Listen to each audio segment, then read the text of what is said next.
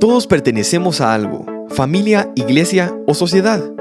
Pero quien dicta qué hacer o cómo hacerlo en medio de estos grupos es algo que trasciende: el Evangelio. A través de él podremos vivir extendiendo nuestra mano al necesitado, escuchando al cargado y abrazando al vulnerable. Y de eso hablamos aquí, en conversaciones cotidianas que apuntan a la esperanza eterna. Bienvenidos a otra edición de Religión Pura, el podcast de Alianza Cristiana para los Huérfanos. Hola, bienvenidos a otro episodio de Religión Pura. David McCormick y su servidora Aisha López, aquí estamos de regreso y vamos a tocar un nervio central, yo creo, porque por desgracia es demasiado común el tema de los padres ausentes. Y específicamente nos llegó una pregunta acerca de cómo le haces para ver a Dios como padre. O sea, realmente gente que tiene muchas dificultades para abrazar a un papá bueno, un creador y un Dios, y que no es simplemente un juez o que ni siquiera tenés una categoría real para poder relacionarte. Entonces, vamos a hablar un poco de esto, David, desde tu perspectiva clínica y lo que vos como hombre de Dios has podido transitar, caminar y también abrazar a Dios como padre, ¿verdad? Porque yo creo que aunque tengas una figura estable como padre, es un proceso, ¿verdad? Dejarnos abrazar por el Padre, por Dios como Padre. Entonces, zambullámonos. Entramos. Muy bien. Buscaré esa palabra. Sí, es que esto también no es algo que trata de algunos pocos, ¿verdad? Es algo que realmente es como una pandemia en nuestra cultura. Y la verdad que en nuestra cultura específicamente, ¿sabes? Porque hay otras culturas que lo hacen mucho mejor, que culturalmente encaminan a los padres en un rol mucho más presente. Pero hay ciertas cosas que nosotros vemos que sí son patrones del hombre, en donde el patrón de este mundo influye mucho en que los padres sean ausentes, ¿verdad? Estén ausentes. Entonces, tenemos que entender varios factores, pienso yo. Por ejemplo, pensando en Latinoamérica específicamente, ¿cuántas familias conoces tú en donde el papá está en los Estados Unidos? ¿Verdad? Y eso es, o sea, es una realidad de muchas familias que el papá, hablé con uno de ellos la semana pasada, con un papá, y, o sea, él en su mente... o sea, el contexto es la teoría que él maneja es que me tocó venir a Estados Unidos para cuidar de mi familia, ¿verdad? Entonces ahí es donde vemos, está utilizando algo que sí es bíblico, un mandato de cuidar de la familia, él como en su rol masculino, pero se separa de la misma familia para hacerlo. Y creo que ahí se pierde los beneficios realmente. Entonces, ¿cuáles son las implicaciones para estos niños? Para la esposa que crecen sin papá, presente que tú lo que sabes de tu papá es que hay un cheque que viene, o sea, una remesa. Y tal vez por videollamada, pero realmente no está presente. Entonces está esa parte en Latinoamérica muy fuerte. Yo diría más como en este triángulo del norte, como Guatemala, Honduras, El Salvador. Y sabes que me hace regresar al momento después de la conferencia que dimos en Nueva Orleans. Tuvimos chance de dar una conferencia que fue una grata sorpresa en realidad la recepción de esa congregación en Nueva Orleans. Nosotros, y no era un contexto en el cual había una población de padres adoptivos o de acogimiento, y dijimos, ok, hagamos algo como familias conectadas, dijimos, ¿verdad? Dimos como las bases de trauma y eso, y creo que a nadie del equipo le tocó platicar de uno a uno con alguna familia que no estuviera afectada por lo que estás diciendo. Pero lo interesante es ver el otro lado del espejo. Porque nosotros aquí vemos muchas mamás solas, digamos, y solas porque digo entre comillas, porque él está, pero no está, como estás describiendo. Y niños que fueron dejados por su papá y luego los mandan a traer o lo que sea. Pero todo eso lo que implica para una familia lo vemos de este lado. Pero verlo del otro lado y el sufrimiento que ocasiona a los papás que ya migraron y estás pensando todo el tiempo en la familia que dejaste, en los chiquitos que dejaste, y realmente tampoco es un escenario fácil del otro lado cuando hay una paternidad que quiere ser responsable. ¿verdad? Porque hay mil historias, pero me hace pensar en eso y me encantaría que vos expandieras en el tema cultural. Pues, ¿cómo es que hay otras culturas que lo hacen más fácil o más, no sé si la palabra es fácil, pero que rodean mejor a los hombres para hacer su rol como papás? Me encantaría aprender más de eso. Sabes, estoy pensando, por ejemplo, en la cultura japonesa, en de que hay un aspecto muy importante en que hay diferentes generaciones presentes. Entonces, o sea, si lo vemos así de esa forma, es muy común que los abuelos estén en el escenario de una forma muy presente. Y quiero o no, eso genera presión sobre los papás para estar, ¿verdad? Y complementa todo el estilo de crianza que se tiene en la casa, porque están otros adultos presentes. Incluso los niños pueden desarrollar apegos seguros con esos abuelos, pero la presencia de los abuelos no está, como muchas veces se ve aquí en Latinoamérica, como, bueno, están los abuelos, entonces me voy. O contradiciendo completamente a los papás, por ejemplo. Sí. Entonces es como una escala de honra que realmente crea mucha seguridad para el niño, ¿verdad? Entonces venga también su papá relacionarse con su mamá. Venga, y no como que para la Navidad, o sea, todos los días ven esa interacción. Eso genera mucha seguridad y también da unas perspectivas a los niños mucho más humanas de sus papás, porque lo ven en su rol de papá con ellos como autoridad, pero también como sujeto a una autoridad, digamos, ¿verdad? Aunque ya es un poco diferente, pero ven esa dinámica de una forma diferente, ¿verdad? Entonces, puedo pensar también, como estoy pensando, por ejemplo, en África, en donde hay muchas veces diferentes tribus y todo, donde la mamá se encarga, como las leonas, de salir a trabajar, ¿verdad? Y el papá está más presente en casa, ¿verdad? Que se invirtieron un poco los roles, que es lo que nosotros vemos como muy común acá. Entonces, vemos una paternidad muy presente porque la mamá depende del papá para hacer su trabajo, ¿verdad? Y el papá tiene un rol mucho más activo en el hogar, porque realmente la señora está ganando el dinero para la casa y todo. Entonces, vemos también, o sea, en Guatemala, Latinoamérica, muchas veces se baja el estándar, ¿verdad? Si están los abuelos, bueno, me relajo. Porque la cultura eso es lo que nos dice, ¿verdad? Como que buscando un poco más nuestro propio confort, nuestra propia como que, o relajarse, ¿verdad? O sea, esta es una cultura muy relajada en general, ¿verdad? En Estados Unidos es contrario, ¿verdad? Porque se ve mucho más que el mamá y papá trabajan. Y se hace como un tipo de outsourcing con la crianza de los niños, incluso que hay mucho más como involucramiento de la escuela, estudian más horas en el día, están mucho más involucrados en todo tipo de deportes y actividades y clubs y incluso con la iglesia. Depende mucho del Ministerio de Jóvenes, ¿verdad? Y vemos mucha de esa influencia llegando aquí también, ¿verdad? Como una corriente gringa en donde quieren parecer más como esa cultura. Pero bueno, esto no es como un estudio antropológico, pero sí es interesante ver cómo... Sí, pero son factores que contribuyen al final a cómo se desenvuelve cada quien en el rol de la familia y en la sociedad.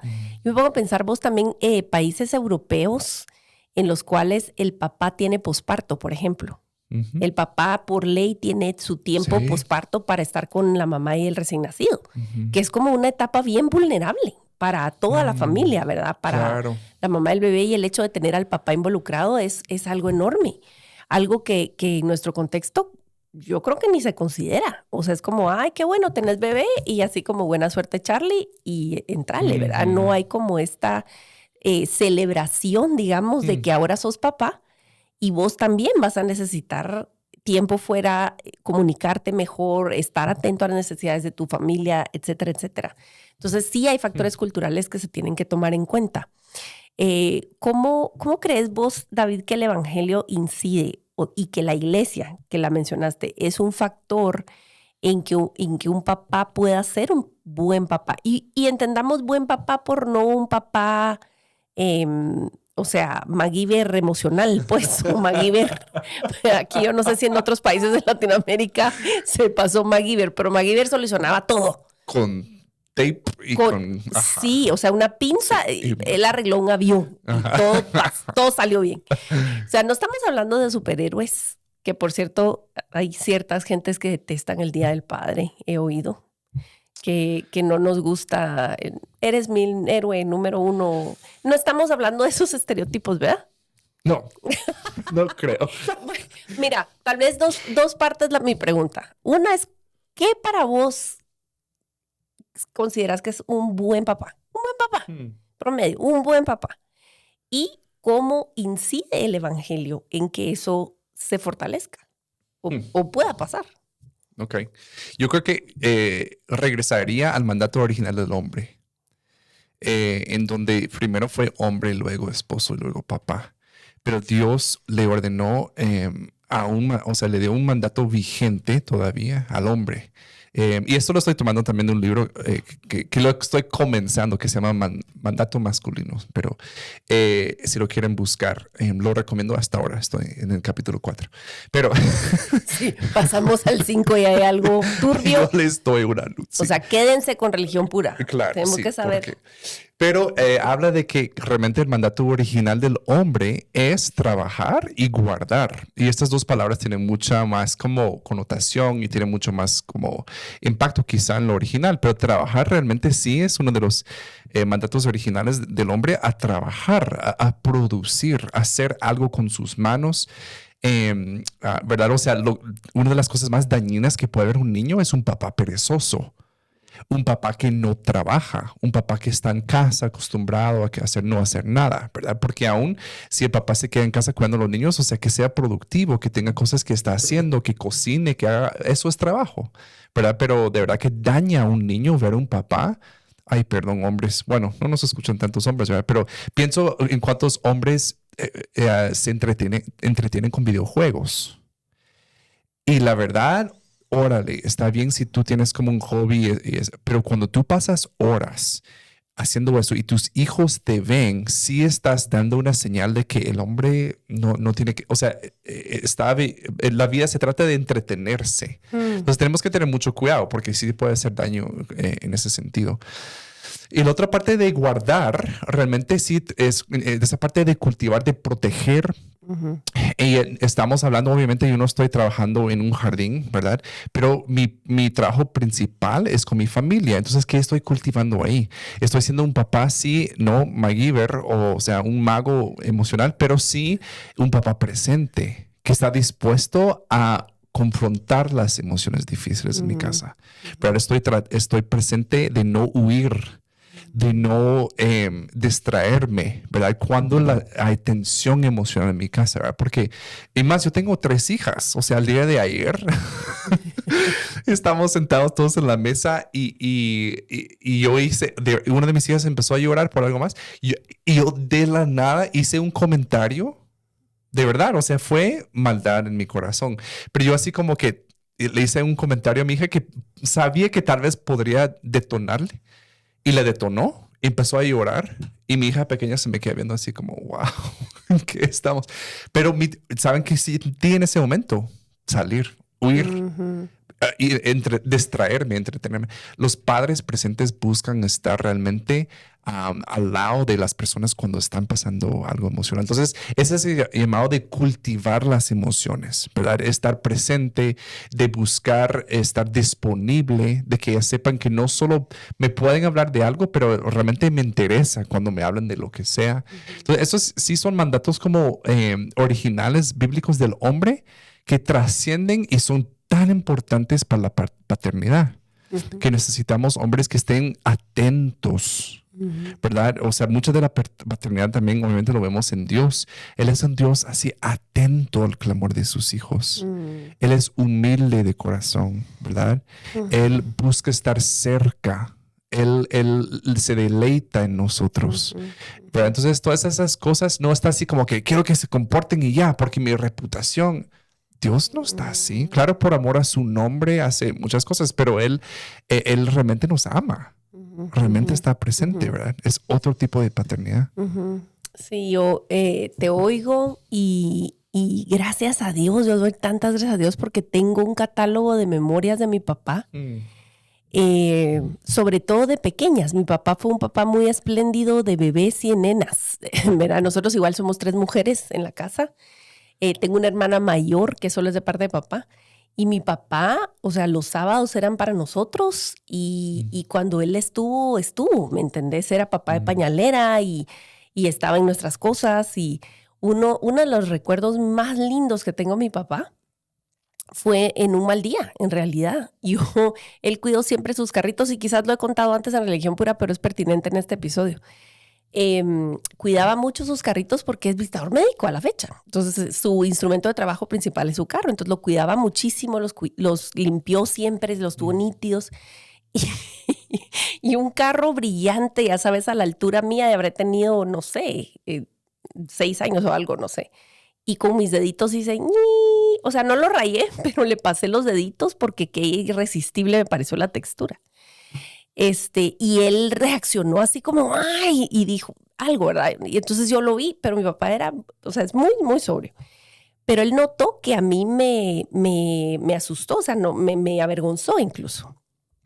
Pero ese día en el colegio me llaman de dirección. Y yo, ¿qué pasó? ¿Verdad? Y salgo y mi papá está sentado con las manos entrelazadas entre las rodillas en medio de su día de trabajo para pedirme perdón. O sea, yo tengo ese tipo de archivo, ¿me entendés? Con lo cual a mí no me cuesta ver a Dios como un papá que me ama y que se deleita en mí con todos los defectos que mi papá sí tiene, con todos los dolores que pudo haberme ocasionado. Tengo ese archivo mental, ¿verdad vos? Entonces, y aún así tuve un periodo pues relativamente largo de tener dificultad para ver un papá que se deleitaba en mí, en Dios. Yo no podía creer que Dios, 3 veces santo, se deleitaba en mí. ¿Me entendés? O sea, a mí me costó muchísimo por un periodo de tiempo aceptar que Dios sonreía cuando me miraba, pues. Yo en mi mente miraba un papá, un Dios enojado conmigo, un Dios listo para como cacharme haciendo algo malo, como con un rayo. Y bueno, fueron, me imagino, muchos factores los que contribuyeron a que yo tuviera ese temor insano, ¿verdad? De Dios. Y mucho lo que Dios ha hecho para reconstruir y para regresarme o para darme, en realidad, para otorgarme un acercamiento tierno y seguro con Él. Porque vos, de verdad, yo sé que Dios me tiene paciencia, que le encanta que yo le hable, que no le molesta que yo regrese con la misma pregunta o que me quede dormida otra vez en medio de la oración, ¿verdad? O empiece oración y termine en cuento de hadas, ya sabes, ¿verdad? Mi mente encima es especial. Neurodivergente. Entonces, ha de ser interesante. Pero me siento muy, muy acogida, muy amada por Dios después de un largo proceso. Y alguien me preguntó cómo pasó eso, ¿verdad? ¿Cómo pasó eso en mí? Y entonces quizás decirles que todo cambió cuando yo fui expuesta al evangelio que me explicó lo que pasó en la cruz del Calvario. O sea, porque por mucho tiempo yo repetía como perica cosas sin entender la sustitución que Cristo efectuó en la cruz del Calvario. Cuando yo capté que Cristo vivió la vida que yo no podía vivir y que Él se encarnó y que tuvo sangre precisamente para pagar el precio por mi maldad, que es real, y que ahora Él resucitó, salió de la tumba y ascendió y fue coronado. Y ahora, hoy, en este momento, Él intercede por mí, habla bien a su papá de mí. Y lo que tengo, lo tengo por ese desempeño. Yo empecé a tener libertad de decir, wow, o sea, tú te deleitas en mí, no por mí.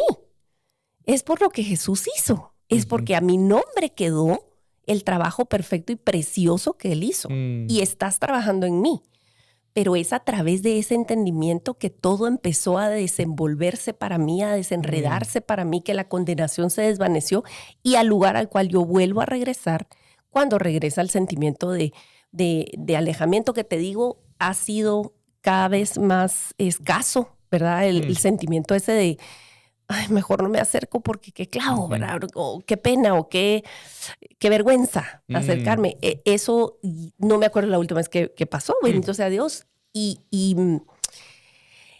aprender la santidad de Dios y lo digno que era de ese sacrificio para restaurar la santidad de su nombre, pero que fue hecho a mi nombre.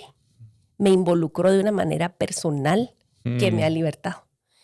Y eso lo cambia todo. Entonces, sí, o sea, conectar todas estas cosas, pero sí tiene que ver para mí que tengo categorías, tengo recuerdos, tengo referencias humanas. Yo toda mi vida voy a recordar hasta el día que me muera los pliegues de la mano de mi papá.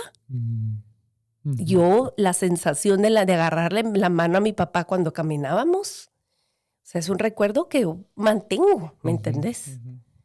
Entonces, me siento muy dichosa y me siento muy triste por la gente que no puede tener eso. Y eso creo que sería bueno que lo habláramos, ¿verdad? O sea, ¿cuáles son las consecuencias y cómo se ve cuando no se tienen esos recuerdos?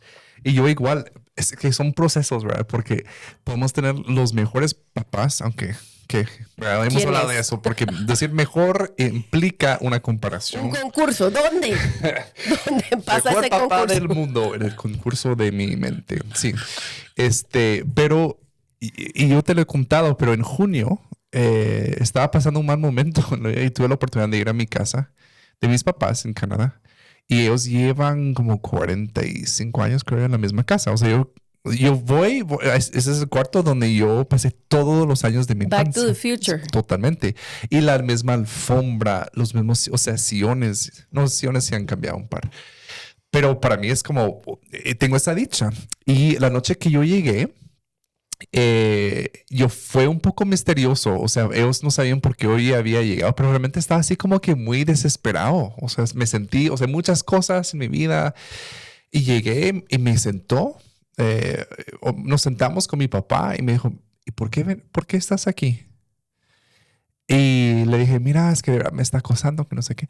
Y él empezó a hablar de su propio testimonio. Estaba hablando de como que de sus luchas y todo, y historias que yo he escuchado. Y él repetía muchas veces como que de verdad es que yo sé que sabes, pero me tengo que decirte cuán orgulloso estoy de ti. O sea, tú lo sabes, yo sé, y perdón que tu papá que habla mucho, pero es que de verdad yo veo tu vida, estoy tan orgulloso de ti.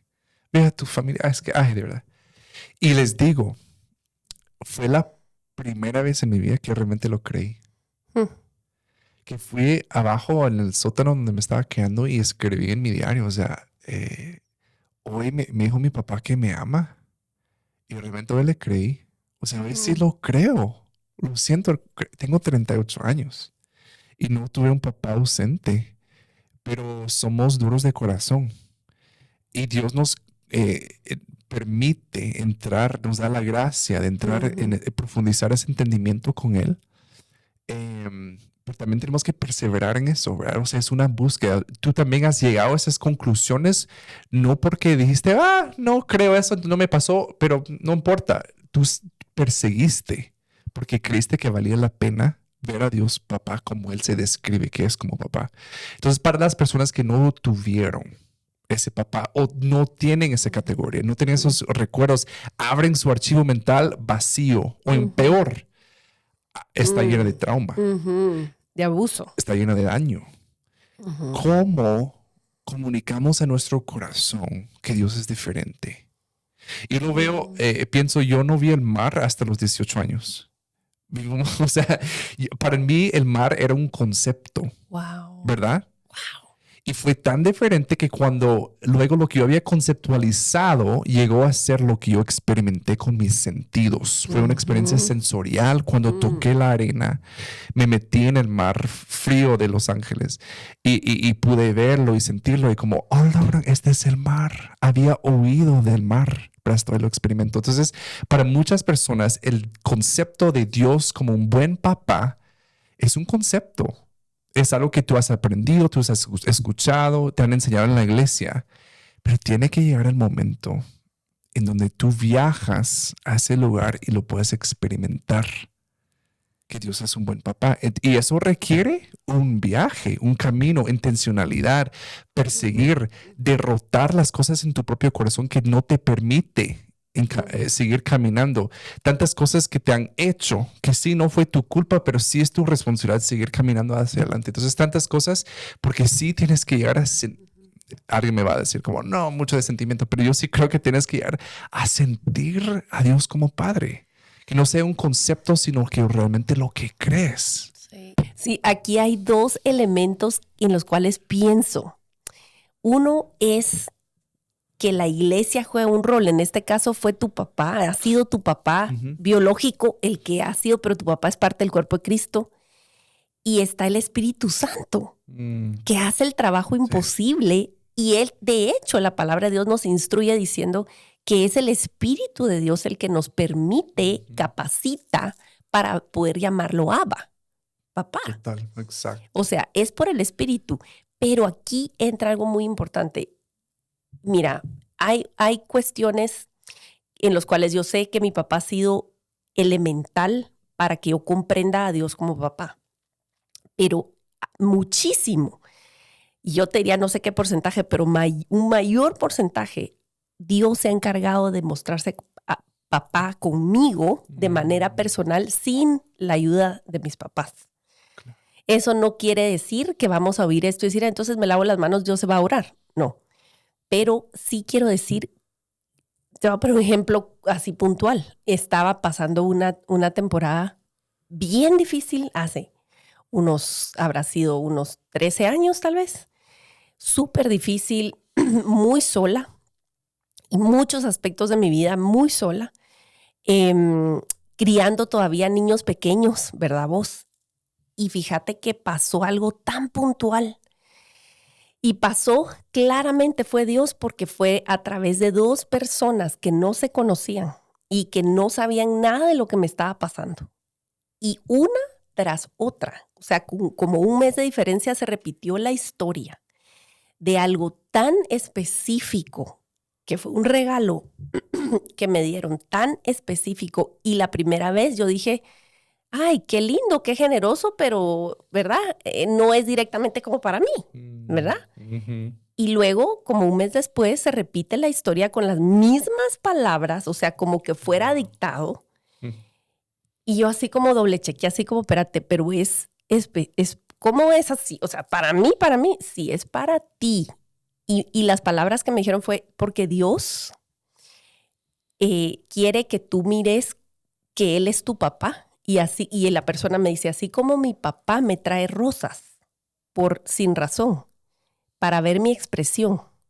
Wow. Y Él te quiere mandar esto para que tú veas que Él es tu papá y Él te ve. Mira vos, yo de verdad, o sea, Dios me ha dado no solo una convicción en mi corazón y en mi mente. Dios me ha dado muestras tangibles de que aquí estoy, en tu mundo, en tu circunstancia. Sí tenés defensor, sí tenés protector. Tu papá no va a poder interferir en muchas situaciones, yo sí. Y eso yo le pido al Señor por quienes nos están escuchando sintiéndose desvalidos. La promesa en la palabra es que el Señor es padre de huérfanos y viudas en su morada santa. No es trabajador social, no es juez, no es abogado defensor, que también es, pero se describe a sí mismo como padre. Y cuando Dios nos instruye a orar, ¿verdad? Con los discípulos torpes le dicen cómo oramos, ¿verdad? Vos, la palabra que Jesús escoge es revolucionaria, porque para nosotros es Padre, ya lo repetís. Dios mío, pero en ese contexto, atreverte a decirle papá a Dios era una herejía. O sea, el tipo se estaba exponiéndose a tremendamente y es como el Señor nos ha instruido a decirle. Es una invitación tremenda. Que de verdad vamos a pasar la vida entera calculando las implicaciones del título para nosotros, ¿verdad? Y terminaría diciendo esto, si tú luchas con esto, la paternidad, y hemos hablado mucho de la paternidad de Dios con nosotros, porque realmente de ahí comienza. Y podríamos hablar de los efectos de la falta de paternalidad en los niños, etcétera, pero si tú no tienes esa experiencia con tu papá, Dios, ¿verdad? Yo tengo límites, vos, pero a mí sí me choca cuando... Perdón. Papito. Ay, no. La gente lo ora como, ay, papito, Diosito. Perdón, si tú eres esa señora, Dios te ama y te ve. Y a él no le molesta. No, a Dios mí no está personalmente bien. me choca, pero no estás orando a mí. No soy, Eso, sé libre. no soy receptor de tus oraciones, pero la verdad que para cambiar esto necesitas nuevas palabras, nuevas experiencias para formar nuevos pensamientos, nuevos sentimientos, lo que forma una creencia. ¿Verdad? Entonces, en nuevas palabras, tú necesitas, sabiendo la condición a la que tú llegas a tu punto de vida hoy, necesitas llenar tu espacio mental de palabras de Dios referente a su paternidad. Hoy estamos en Cristo. ¿Qué dice Dios Papá a Cristo? Las dos veces que le habla en el Nuevo Testamento. Le habla en la transfiguración y le habla en su bautismo y que dice lo mismo, ¿no? Este es mi hijo amado. Estoy complacido. ¿Verdad? Y ahora que nosotros estamos en Cristo, nos hallamos en Él, miramos hacia el cielo y podemos recibir esas palabras para nosotros. Esta es mi hija. ¿Verdad? Tú necesitas repetir y repetir y repetir esas palabras para que llenen tu espacio mental, para que se grabe en tu mente, ¿verdad? Más que ver posts en Instagram o de lo que sea, necesitas llenar tu mente de esas palabras.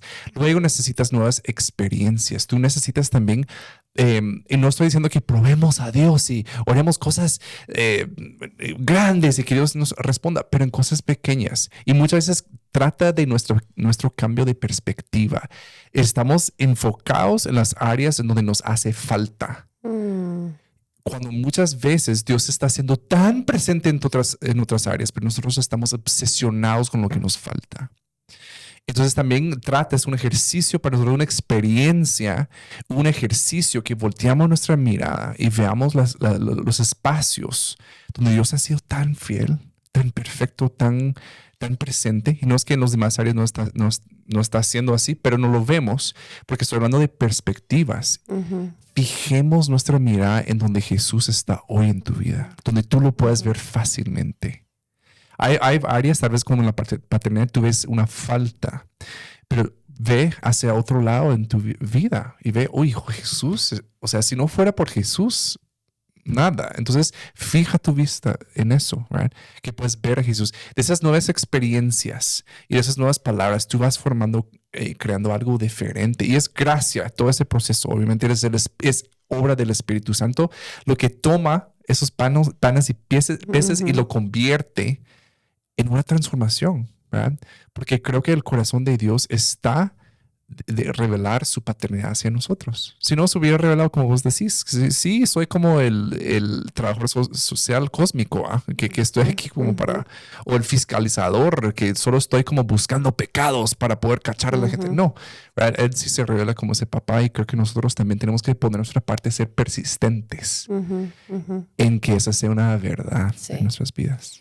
Y aquí, de verdad, solo para terminar, un llamadito a los hombres de Dios que quizás nos escuchan. Ustedes son muy necesarios en la iglesia. Son muy necesarios. ¿Faltan papás? ¿Dónde están los hombres de la iglesia? Jálense un par más patojos de la iglesia. Chicos, abundan en las congregaciones adolescentes. ¿Dónde están las madres solas? Que necesitan apoyo, porque figuras paternas necesarias abundan. ¿Y dónde están los buenos hombres que pueden proteger? Porque lobos, esos abundan para abusarlas a ellas y a los niños. Entonces, el rol de ustedes a veces se truenan los dedos pensando, yo, ¿qué lugar tengo en la iglesia? O yo no puedo adoptar, yo no puedo. Vos a veces está frente a la nariz de ustedes el ministerio y Dios va a usar a la iglesia a la par de su Espíritu Santo y su palabra, todo junto para suplir la necesidad y revelarse como Padre, ¿verdad? Y la verdad es que yo casi no hablo de las cosas que escribo, pero en gran parte por eso escribí Para Siempre, para poder suplir, no es para gente que quiere adoptar, aunque la gente lo agarra así, es entérate de tu adopción en Cristo, porque acerca de eso es. Entonces, nomás ahí les dejo. Pero muchas gracias por estar con nosotros, amada audiencia. Estamos contentos que pueden acompañarnos en estos espacios donde nosotros de verdad estamos siendo curiosos. Estamos haciendo preguntas y haciendo nuestro mejor esfuerzo para contestar. Y basado en lo que hemos estudiado, vivido, pero también lo que leemos diariamente en la palabra de Dios. Entonces, si tienen alguna pregunta, algún comentario, no duden en escribirnos. Ahí está nuestra amada Mirna, que ve nuestras redes sociales. Spotify tiene comentarios. Spotify tiene comentarios. No tengo Spotify, pero Spotify tiene comentarios. si tú tienes Spotify, tienes la libertad de dejar comentarios. Pero muchas gracias por estar con nosotros. Comparten este episodio si fue una bendición para ti. Y nos vemos aquí en Religión Pura la próxima vez. La religión pura y sin mancha delante de nuestro Dios y Padre es esta: visitar a los huérfanos y a las viudas en sus aflicciones y guardarse sin mancha del mundo. Gracias por acompañarnos en otro episodio de Religión Pura. Síguenos en nuestras redes como Alianza Cristiana para los Huérfanos.